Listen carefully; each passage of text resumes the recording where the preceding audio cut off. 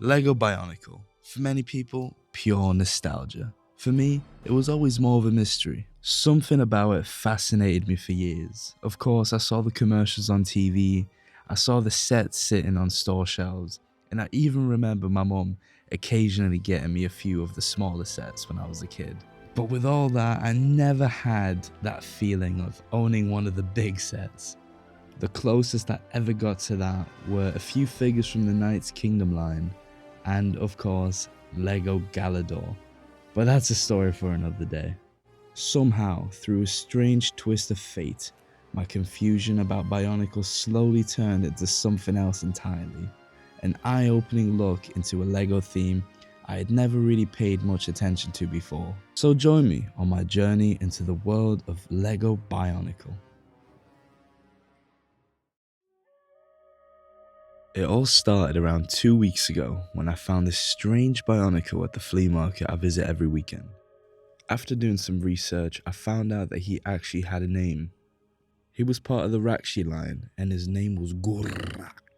To any casual viewer, those words probably sound like complete gibberish, and they still kind of do to me.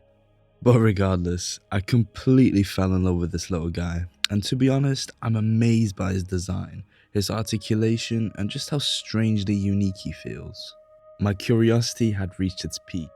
I needed to know more about this world. So naturally, I turned to the most reliable source of information humanity has ever created.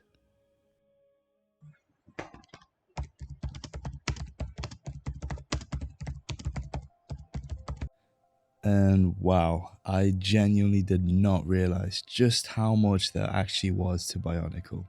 What started off with me buying this random figure on the flea market has turned into me discovering this amazing world full of stories, characters, music, lore, games, and who knows what else. At this point, I started to get a bit overwhelmed and I needed some kind of guide to help me through the journey. So, step 1, watch the movie.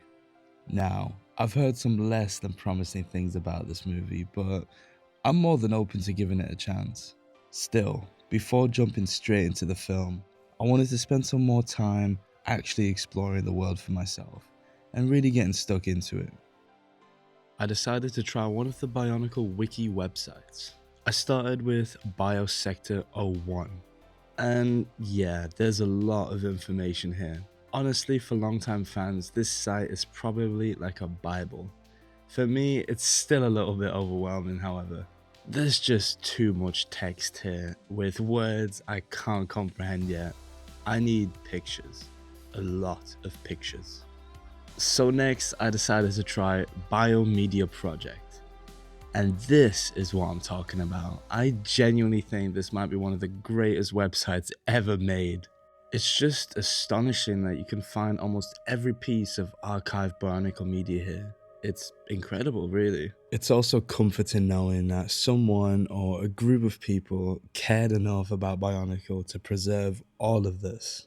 I'm sure a lot of you watching have memories of old games, websites, shows, or videos that just slowly disappeared over time. So much media has already been lost over the years, and that's why preserving physical media and online archives is so important. Which is why I genuinely want to thank everyone who has helped keep Bionicle alive in one form or another. Whether that's archiving old games, preserving the commercials, uploading scans of comics, or maintaining websites like Biomedia Project. Anyway, before we get too off topic, let's explore this website a bit more. There's just so much stuff here. Honestly, it feels like you could find almost anything connected to Bionicle. I especially love watching the old advertisements. They're just so cool. It's also nice seeing that all the movies are archived here too. That might have to be my next video. But right now, I'm in the mood to play a video game. I always felt like you can learn a lot about a world through its video games, and a lot of people suggested I try the Matanui online game first. So let's check it out. Right away, it seems to be some sort of point and click adventure game, and I love the atmosphere that's going on here. There's just something about old web games that feels unbelievably nostalgic to me. Weirdly enough, the atmosphere actually seems somewhat familiar to me. It reminds me of Jak and Daxter, the precursor Legacy, which is one of my all-time favorite video games. I love the opening theme especially. Let's take a listen.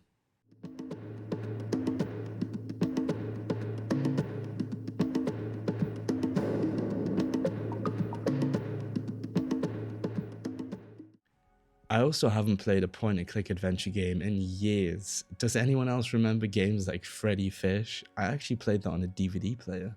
I used to love those as a kid, so this instantly brought back a lot of memories for me. The game begins with us waking up on a random beach in the middle of nowhere. Looking around, I notice a small creature waving at me from nearby, so naturally I decide to investigate. I learn that her name is Maku and that her village has recently been attacked. I absolutely love her little design. Apparently she's part of a species called the Matoran. She gives me a ride back to her village, and from there I begin exploring further. At first I get completely stuck on the gate puzzle, so I decided to come back later. Eventually I come across a waterfall with this awesome looking mask sitting at the top. Who does it belong to, and why do the villagers seem to worship it? Those were questions I assumed would be answered eventually. I headed back to the gate puzzle, clicked around for a while, and finally realized I could move the stones. This took me way longer than I'd like to admit. Once inside, I found the village completely destroyed, but strangely none of the Matoran were anywhere to be seen either. I just hoped I wasn't already too late. I haven't felt this emotion in a long time, that genuine excitement of not knowing where a story or its characters are going to end up. We live in an age now where no matter what platform you open, you're constantly absorbing information about franchises you don't even really follow. May that be through shorts, TikTok, reels, random clips. Eventually you end up knowing bits and pieces about almost every fandom on the internet. I'm guilty of that too. I somehow know random lore about a series I've not even watched myself. But with Bionicle, I actually have none of that. I genuinely know almost nothing about this world, its lore, or where the story is going to go, and that feeling is actually kind of special. I'm sure there are a lot of long-time Bionicle fans watching this who would love to experience this world for the first time again. For me, it'd be like showing someone The Lord of the Rings and just seeing their excitement on their face. Anyway, there's a couple ways I could go here. I decided to investigate this weird little machine that had a gear missing. Not knowing what to do here yet, I decided to walk around the village for a little bit, where I eventually found this little pool that I could swim into. While diving in the water, I discovered the missing villagers hiding inside a small underwater hut. I let them know that I was there to help, and who I assumed was the village elder explained that I could use the light stone in my inventory to see underwater and recover the missing gear. I really appreciate this part of the game. I'll be the first to admit I'm definitely someone who constantly needs stimulation. It was actually difficult for me to even record this gameplay without music or another video playing in the background, but I really wanted to immerse myself in this world. So having to slow down, interact with the NPCs, and actually read the dialogue in order to progress felt weirdly refreshing to me. With the Elder's advice, I eventually found the missing gear and helped the villagers return safely to the surface. But almost immediately after that, the Rahi creature Maku warned me about returned to finish what it started. Luckily, the legendary Toa warrior Gali arrived just in time. But wait a second, I recognize that mask. So this was the figure the villagers had been worshipping, and the moment she appeared, you could immediately feel her presence. I definitely need to learn more about these Toa warriors and figure out which one is my favorite. With the village finally safe, I set off to let Maku's friend know that she was okay.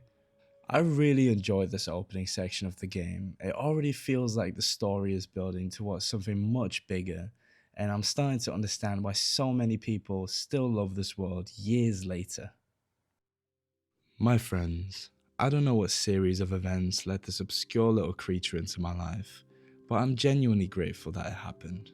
Discovering the world of Bionicle has been an eye-opening journey, not just into a LEGO theme I previously knew very little about, but also into myself and the things I want to improve in my own life. In a strange way, it reminded me of a simpler time, back when you had no real worries and all you wanted was to play, discover, and grow up to become an adult.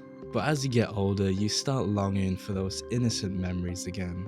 Going to the toy shop with your parents, getting to pick out a new toy as a reward for doing well at school, sitting in the back seat of the car staring at the box the entire journey home because you weren't allowed to open it yet. Those little moments meant everything. And somewhere along the line, I think a lot of us forget to slow down and focus on the things we truly care about. I think that's part of why I love LEGO so much. It gives people a chance to express their creativity no matter how old they are. We forget to let ourselves feel the same excitement we had as kids, to get invested in things, to be passionate, to simply enjoy something without overthinking it. Life is meant to be lived. So, let yourself get excited about things again. Thank you, Bionicle, thank you, LEGO, and thank you for watching. Take care of yourselves, be yourself, and I'll see you next time.